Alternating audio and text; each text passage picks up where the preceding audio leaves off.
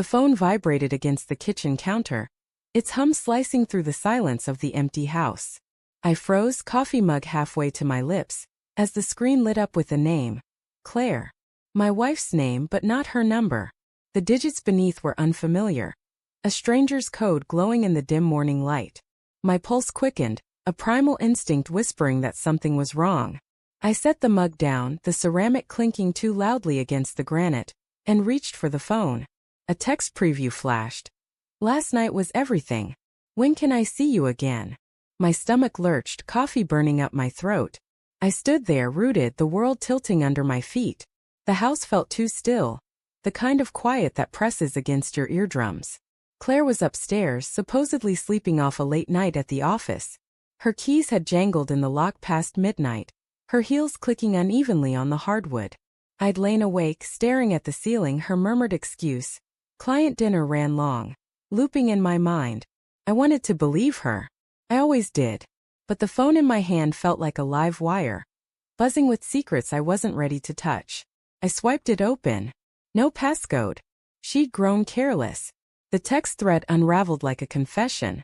Messages from Evan stretched back weeks, each one a shard of glass in my chest. You make me feel alive. Can't stop thinking about your laugh. He doesn't deserve you. My breath hitched, ragged and shallow. I scrolled, my thumb trembling, as timestamps painted a timeline of betrayal. Late nights at work. That weekend trip to clear her head. Every lie she'd fed me I'd swallowed whole because love makes you stupid. Because I trusted her. The stairs creaked under my weight as I climbed, each step heavier than the last. Our bedroom door was ajar. A sliver of dawn cutting across the carpet. Claire lay sprawled across the bed. Her dark hair fanned over the pillow, one arm flung out like she owned the world. I stood in the doorway watching her chest rise and fall, and wondered how someone so beautiful could gut me like this. My fingers tightened around her phone, the screen still glowing with Evan's words. I wanted to scream, to shake her awake, to demand why. But my voice was trapped, a lump of grief and rage choking me silent. Instead, I sat on the edge of the bed, the mattress dipping under my weight. She stirred, blinking sleepily, her lips curving into a smile that used to melt me. "Morning," she murmured, voice husky. Then her eyes flicked to the phone in my hand, and the smile vanished. Color drained from her face, leaving her skin ashen. "What are you doing with that?" Her voice was sharp now, a blade wrapped in panic. "Who's Evan?" I asked, my tone flat, though my heart thundered. Her mouth opened, then closed like a fish gasping for air. She sat up, clutching the sheet to her chest, as if it could shield her from the truth. "It's not what you think," she said too quickly. The words were flimsy, a house of cards collapsing under scrutiny. I held up the phone, the screen a silent accusation. "Then explain this."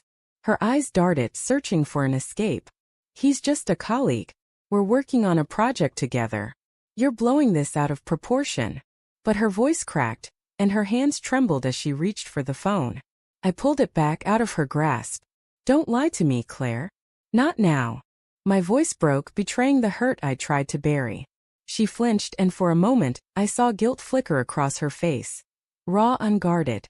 Then it hardened into defiance. "You're too available, Matt," she snapped, her words slicing through the air. "Always here, always waiting. It's suffocating. It's unattractive." The confession hung between us, a grenade with the pin pulled. I stared at her, the woman I'd loved for 8 years, and felt the ground crumble beneath me. She didn't apologize. She didn't beg. She just sat there, chin lifted, as if I were the one who'd betrayed her. The room spun, a kaleidoscope of memories. Her laugh at our wedding, the way she'd curl into me during thunderstorms, the promises we'd whispered under starlit skies. All of it tainted now. I stood, my legs unsteady, and walked to the dresser. Her credit cards lay in a neat stack, a symbol of the life we'd built together. I picked one up, the plastic cold against my fingers, and snapped it in half. The sound was sharp, final. Claire gasped, but I didn't look at her. "You don't get to hurt me and keep this," I said, my voice low, trembling with rage. "Matt, stop," she cried, scrambling out of bed. "You're being irrational." But I kept going, snapping card after card, each crack a release of the fury boiling inside me. She grabbed my arm, her nails digging into my skin, but I shook her off. I'm done, I said, the words tasting like ash. I'm filing for divorce. Her sob echoed in the room, but it didn't reach me. I was already gone, walking down the stairs, her phone still in my hand. The kitchen was bathed in cold light, the coffee mug abandoned on the counter. I opened her phone again, my fingers moving on instinct, and blocked Evan's number. A small petty victory, but it felt like reclaiming a piece of myself. The lawyer's office was a blur of paperwork and sterile sympathy. I sat across from a man in a gray suit, his pen scratching as he outlined my options. Irreconcilable differences, he said, as if that could capture the wreckage of my heart. I nodded, signing where he pointed, each stroke a step toward severing her from my life. But as I left, the weight didn't lift. It grew heavier, a stone lodged in my chest. Weeks later, I found a note slipped under my apartment door, written in Claire's familiar scrawl. I'm sorry. I was lost, but I still love you. Can we talk? My hands shook as I read it, torn between longing and loathing. I crumpled the paper but didn't throw it away. Instead, I tucked it into a drawer, a relic of a life I wasn't ready to mourn. That night, my phone buzzed. A new number, but the message was unmistakable.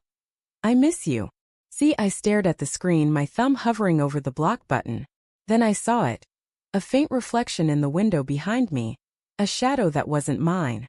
My breath caught and I turned, heart pounding, to an empty room. The phone buzzed again, another message.